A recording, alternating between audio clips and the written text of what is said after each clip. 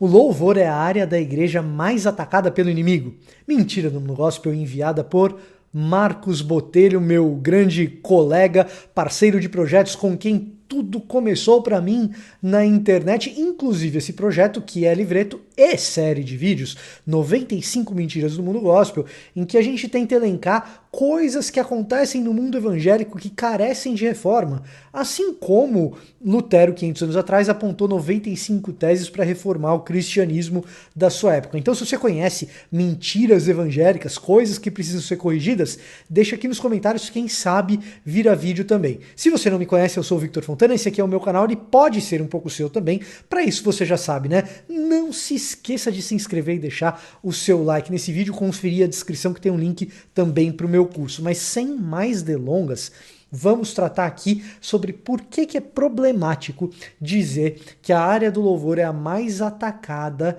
pelo inimigo na igreja, por Satanás, pelo diabo, enfim. Para entender isso, a gente precisa entender a lógica de quem argumenta nesse sentido, de quem diz essa frase. Eu conheço duas linhas de argumentação. Se você conhecer outras argumentações, comentários também são bem-vindos sobre isso, tá certo? Mas vamos falar primeiro daquilo que é um pouco mais sofisticado, que é uma leitura bastante particular do capítulo 28 de Ezequiel, que vai dizer mais ou menos o seguinte, assim, a argumentação vai mais ou menos nessa linha. O pessoal diz que Satanás é o ministro de louvor nos céus até o momento da sua queda, da sua rebelião, com quem ele leva os anjos caídos, mas enquanto ele estava nos céus, com Deus e tal, ele era o ministro de louvor, e por isso ele tem uma relação especial com o louvor e com a adoração, e ele é especialmente ciumento a respeito da adoração, e por isso ele tem uma predileção por atacar ministros de louvor, músicos, né, que Satanás era o líder da música nos céus e ele tem essa preferência. Né? E essa interpretação de que Satanás era músico na corte real de Yahweh antes da queda vem de uma interpretação bastante peculiar do capítulo 28 do livro do profeta Ezequiel. Né? Do que trata o capítulo 28 do profeta Ezequiel?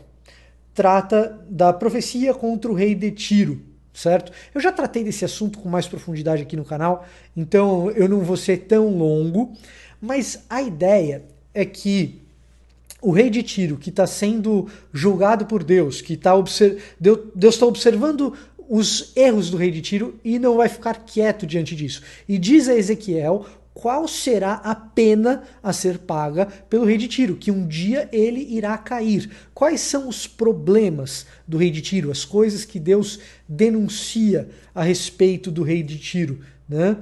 Principalmente que ele é extremamente arrogante, esse rei é profundamente arrogante, que ele se pensa ser igual a um deus, né?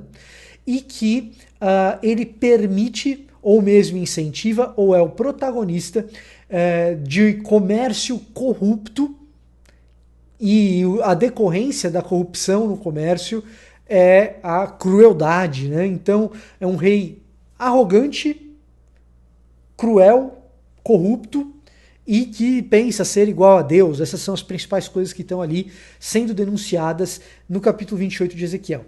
No final do capítulo 28, essa sentença contra o rei de Tiro, ela ganha um determinado contorno, talvez um pouco mais, com uma linguagem um pouco mais sobrenatural para alguns. Essa palavra sobrenatural tecnicamente não está bem colocada aqui por mim, mas só para você entender o que eu estou querendo dizer.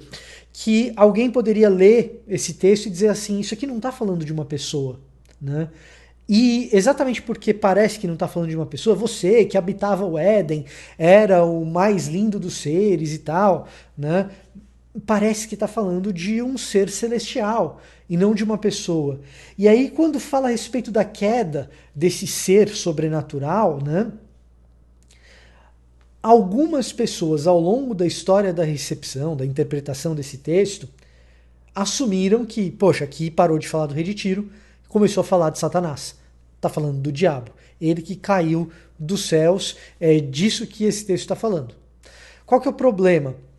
O problema é que esse texto, em momento algum, diz estar falando sobre Satanás explicitamente. Essa interpretação começa a surgir nos pais da igreja e na exegese moderna ela não encontra muito espaço. E, na verdade, uma leitura atenta do texto vai nos dar perfeita compreensão de que aquele trecho no final do capítulo 28 continua falando a respeito do rei de Tiro, né?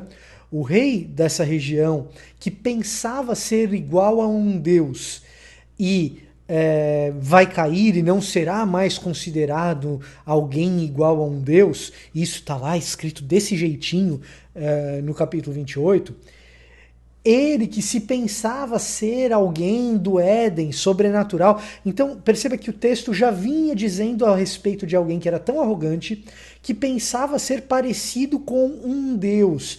E o texto acaba prosseguindo dizendo, olha, alguém até poderia pensar que você é alguém similar a alguém que já estivesse no Éden, mas você está por cair. Então, o capítulo 28 de Ezequiel dificilmente está tratando aí do diabo, de Satanás ou de uma entidade sobrenatural, fantasmagórica. O texto trata especificamente do rei da cidade de Tiro, tá? Então esse é um ponto. Vá lá, ainda que alguém fale, não, eu acredito que aí tá falando do diabo mesmo, não é o rei de Tiro não, é Satanás mesmo e tal. Não existe evidência no texto, em Ezequiel 28, de que se a gente está falando de Satanás, e não está, de que ele seja o líder de todos os anjos na adoração. Na verdade, existe uma forçação de barra para dizer que as maquinações que aquele rei ou que Satanás provoca são maquinações musicais. Isso vem especificamente de um determinado tipo de tradução que a gente encontra na King James em inglês, né? Então, assim, é muita viagem, assim, você precisa de uma combinação de fatores que já são muito improváveis para que você diga que Satanás era o líder de louvor na corte de Deus e tal. Talvez ele até fosse, mas a Bíblia não deixa claro isso em nenhum lugar, né? E nem é um tema importante da Bíblia, porque isso não é retomado em momento algum, tá? Então, assim, de verdade, gente, não faz muito sentido bíblico isso não. A segunda argumentação, que eu ouço bastante, já ouvi muitas vezes, é dizer assim, não, Satanás tem um apreço especial por atacar os líderes de louvor e os músicos, porque eles estão lá na frente e se eles caírem, vai cair toda a igreja junto. E essa argumentação até tem alguma lógica. Eu admito que essa argumentação até tem alguma lógica. Você perceber, na realidade, que quando as pessoas que estão lá na frente caem, os problemas na igreja costumam acontecer, tem divisões, fofocas, enfim, você gera um monte de problemas. Só que isso não está na Bíblia, é só uma argumentação lógica. E aí, argumentação lógica com argumentação lógica, você pode falar a hipótese seguinte, não, mas não seria então mais efetivo atacar o pastor? Em vez do... Por que especificamente o líder de louvor ou os músicos? O pastor também está lá na frente o tempo todo, né? Então, né, numa igreja presbiteriana, né, talvez não seria melhor atacar o conselho, ou tão bom, tão importante quanto atacar o louvor, atacar o conselho, os presbíteros da igreja, né? No caso de uma igreja como a igreja metodista, que tem um sistema episcopal, não seria melhor atacar os bispos, né? Que aí eu detono um monte de igrejas de uma vez, certo? Então, assim, honestamente, do ponto de vista lógico aí, até faz algum sentido, mas você pode contra-argumentar logicamente a respeito disso daí. Então é um negócio meio que, às vezes eu acho até um pouco perigoso, no seguinte sentido, de virar uma espécie de disputa pela atenção de Satanás, sabe? Então eu quero me sentir especial, eu digo que o meu ministério é mais atacado pelo diabo. Um negócio meio, né? E quando o Novo Testamento nos orienta a tomarmos cuidado, termos cautela com Satanás, o texto mais explícito a esse respeito Está lá no final de 1 de Pedro, né, no capítulo 5. E ali nós temos uma recomendação dupla, começando pelos presbíteros e falando também aos mais jovens. Quando chega na parte de Satanás, que é aquela passagem célebre que diz que ele está de redor, que ele está na espreita, então você tem que vigiar e tal, né? Quando chega nessa parte, não dá para ter certeza se Pedro está se referindo só aos jovens, se ele está se referindo aos jovens e aos presbíteros, ou se é a igreja como um todo, né? De qualquer forma, quando fala para tomar cuidado com Satanás, não está falando especificamente do pessoal de louvor, está falando dos jovens, e talvez dos jovens e dos presbíteros, ou talvez da igreja como um todo.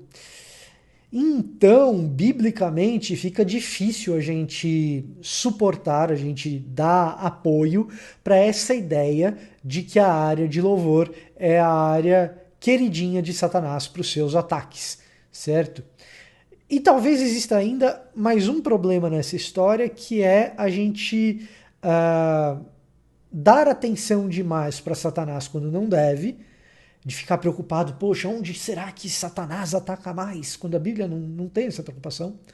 Ou dar atenção de menos para Satanás, porque, não, eu não sou do louvor, então eu não preciso ficar tão preocupado assim, quando na verdade Pedro diz que ele está de redor, pronto para atacar, e aparentemente toda a igreja tem que estar cautelosa com isso, tá certo? Então, essa é essa mentira do mundo gospel aí. Espero que tenha explicado para vocês. Se você conhece alguma outra argumentação nesse sentido, talvez eu esteja aqui esquecendo de algo. Não tem problema nenhum. Deixa aqui nos comentários. Diálogo é sempre bem-vindo. Também lá no meu Twitter, no meu Instagram, tem na descrição aqui. E confira o meu curso sobre como preparar um estudo bíblico. Se você quer fazer estudos como você vê aqui nesse canal, eu recomendo bastante que você clique no link para conhecer o curso. Não se esqueça de orar por este que vos fala. E eu vou ficando por aqui e até a próxima.